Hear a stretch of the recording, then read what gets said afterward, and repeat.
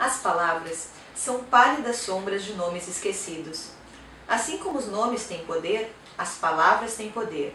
Elas podem acender fogueiras na mente dos homens. Existem 7 palavras que farão uma pessoa amá-lo. Existem 10 palavras que dobrarão a vontade de um homem forte. Mas uma palavra não passa de uma pintura do fogo. O nome é o fogo em si. Eu li O Nome do Vento.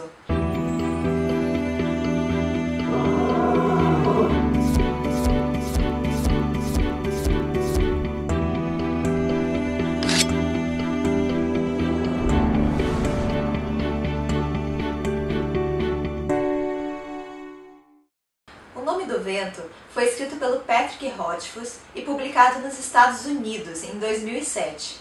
É o primeiro livro de uma trilogia, A Crônica do Matador do Rei.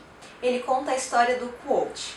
O Quote, nesse universo criado pelo Rothfuss, é uma figura lendária, um homem de quem se contam muitas histórias, que viveu diversas aventuras.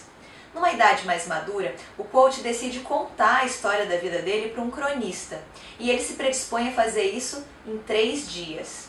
O Nome do Vento corresponde ao primeiro destes dias. O Quote conta, então, sobre seus primeiros anos de vida, desfrutados ali em meio a uma trupe de artistas. Fala sobre os traumas que marcaram o final da sua infância e o seu ingresso na universidade. Em O Nome do Vento, a universidade é um local de aprendizado, onde são lecionadas matérias como matemática, linguística e algumas outras disciplinas com um caráter um pouquinho mais mágico. Sim, porque o mundo habitado pelo Quote é muito semelhante ao nosso, mas possui algumas diferenças fundamentais. Por exemplo, a existência de criaturas mitológicas, como seres imortais e dragões, e também de homens com habilidades mágicas. Destes, os mais poderosos são os nomeadores, aqueles que conhecem o verdadeiro nome das coisas e por isso têm poder sobre elas.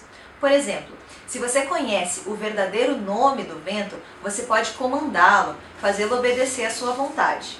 O Nome do Vento é um épico de fantasia que segue os passos de obras consagradas, como O Senhor dos Anéis e As Crônicas de Nárnia.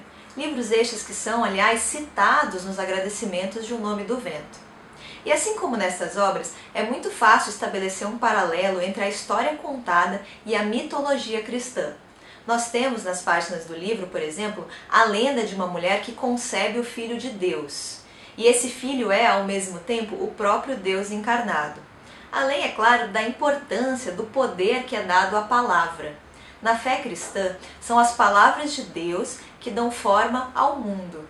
E mesmo antes do homem surgir, todas as coisas, todos os elementos já haviam sido nomeados pelo Criador. Eu gosto muito desse universo criado pelo Rothfuss. É bem construído, é instigante, mas tem algumas coisas no livro que me desagradaram. Em primeiro lugar, eu acho que a percepção que o leitor tem da história depende muito da condução do narrador. Para dar um exemplo rápido, existem diversos momentos que o Quote afirma que os atos dele foram brilhantes, sendo que seria muito mais interessante se nós chegássemos a essa conclusão sozinhos.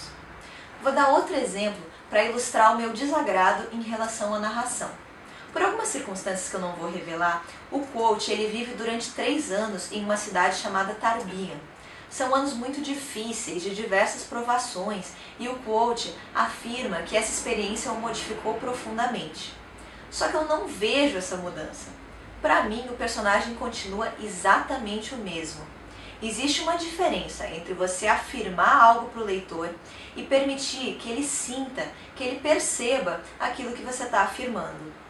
Alguns trechos do livro também me pareceram muito longos, maçantes, não ajudavam a narrativa a avançar.